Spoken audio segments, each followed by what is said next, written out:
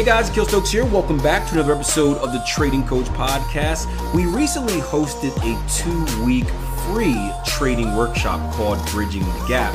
And we had some very interesting discussions. It's always good when we get newer traders, aspiring traders, energetic and motivated traders into the building for that period of time, because you get some really good questions. You get to give some really good explanations.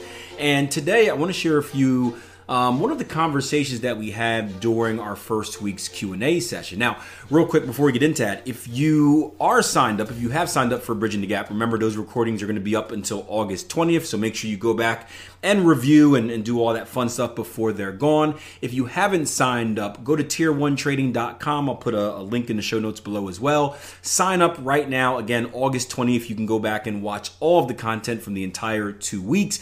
It's just going to be taken down after the 20th, so make sure you get on it.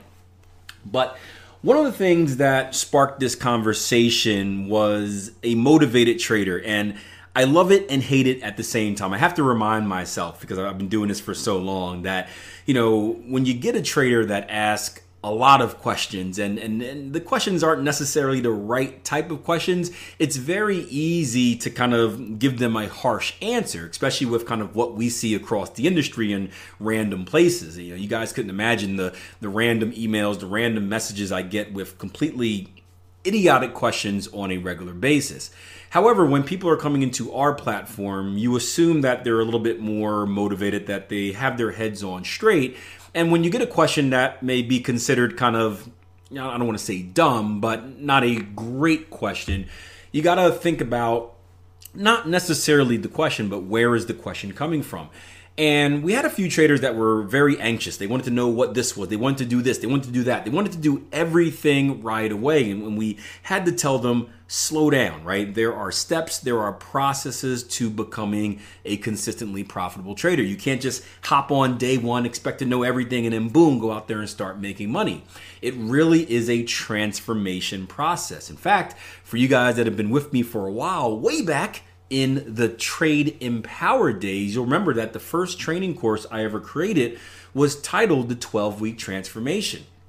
And it was titled the 12-Week Transformation purposely. 12-week was the period that the course lasted. 12 weeks is a good enough period, I think, to really change a habit, right? We always say hey, it takes 30 to 60 days to kind of get rid of an old habit, 30 to 60 days, replace an old habit with a new one. That 12-week, that 3-month process, that 90-day process is a good starting point for really dispelling those bad habits and installing those new habits. And then, of course, you got to keep going and running with them so they stick and stay. So I really like that 12-week process.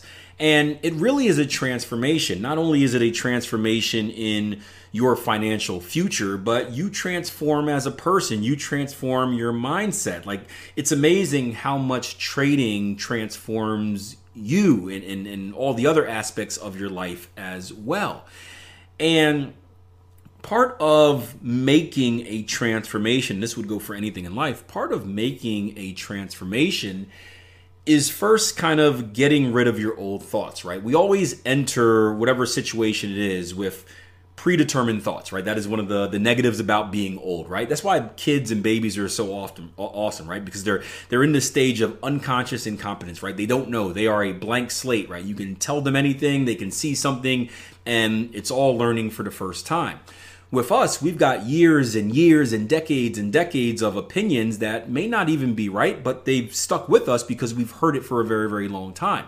I'm still finding out to this day, stuff my dad told me that I thought was right because it was my dad and I trusted him is completely wrong. And I, but I just assumed it was right. And I used to get over arguments over it because my dad said it was this and my dad can never be wrong, right? So one of the things that we have to do in trading, especially for traders that are coming to us with a little bit of experience in the market, is we have to be conscious of the fact that we may have information in our heads that is not true. We may think it's true. Someone may have told us it's true, but maybe it's not necessarily true. And we have to be deliberate about accepting the fact that, hey, I need to be open to the potential of learning different ways or hearing different opinions. Now, eventually we'll have to weigh and balance those opinions and make a decision on what we want to follow. Do I want to stick with my old opinion on things? Do I want to stick with my new view on things? And, hopefully when you're provided with the information, you can make the best judgment on that. But it starts with at least having a clear mind and understanding that what I once knew isn't necessarily the truth. So this is kind of the topic that the conversation started on. I'm going to go ahead and kick it over to the recorded session from that Q&A, and I hope you guys enjoy it. Because none of that stuff is going to matter unless we do the basics. We're worried about the wrong things here. But in general, there's no black or white answer. And it bothers me, and I know it's not your fault because you guys are new. And I was like this as well. So that's why I always apologize. But we have to break this mold that there is one thing we have to do.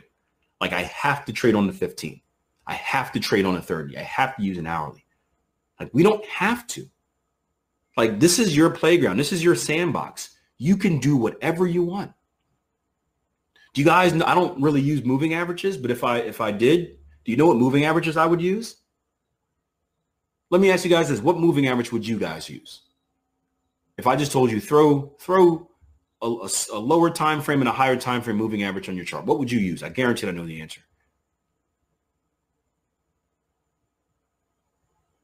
Simon says 69. What else?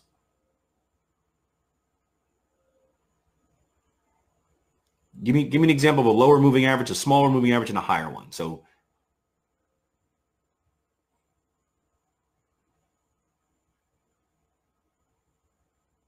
you guys are probably going to say stuff like 50, 100, 200. Why? Do you know why you're choosing those moving averages?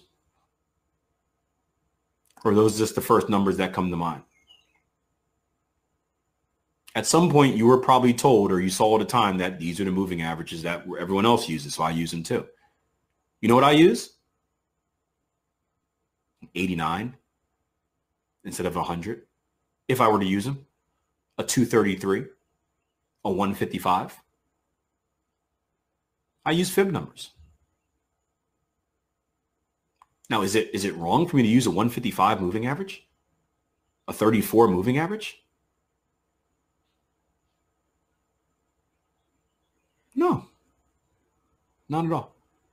A 233? Not the 200, the 233. What? No. You don't have to be confined to what the internet or TV tells you. You know, TV, CNBC, oh, we've broken below the 200 moving average. So, like, I hate watching technical stuff on the news. It's just the dumbest.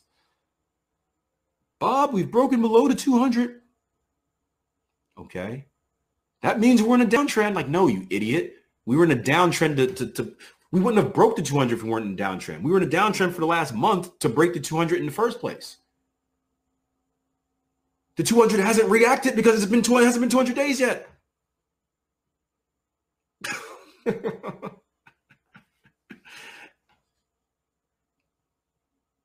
It's reacted because we've been in a downtrend for 200 days. That's why it finally dipped. Bob. That's why I'm not allowed on TV. Bob. Start yelling at him.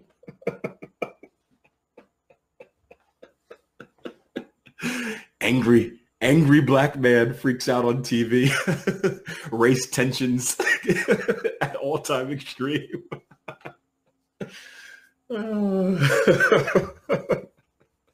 You can see the headlines, right? Don't make me go crazy, Bob.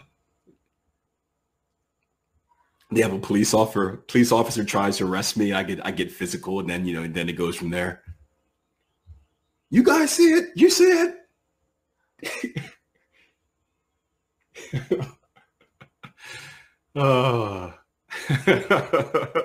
all over a chart, all over a moving average, right? all over a debate about the trend.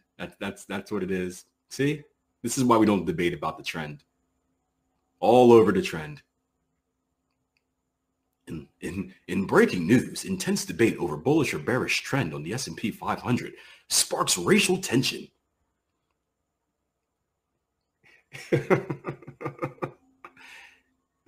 We go to court. I'm holding up charts.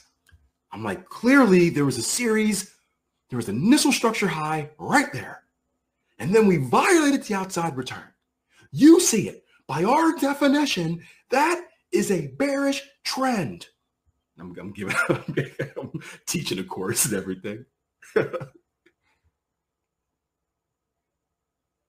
Oh, great. This is fun stuff. But we gotta break the idea that there's one right answer.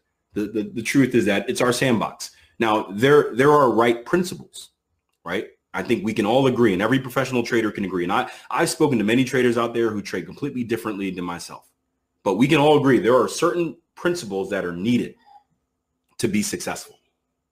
But as far as your technicals and what you're actually doing, right? There's flexibility in that. There's flexibility in that. And you got to find out what works for you based on what your goals are. Ultimately. So another good question, but again, it's all going to come back to focus on the basics.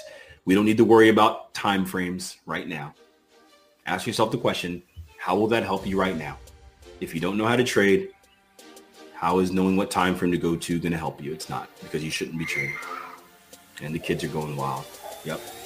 Anyway, hope you guys enjoyed that little conversation, got some humor out of it as well. Remember, August 20th, that is the date that the recordings of the Bridging the Gap workshop are going to be up until.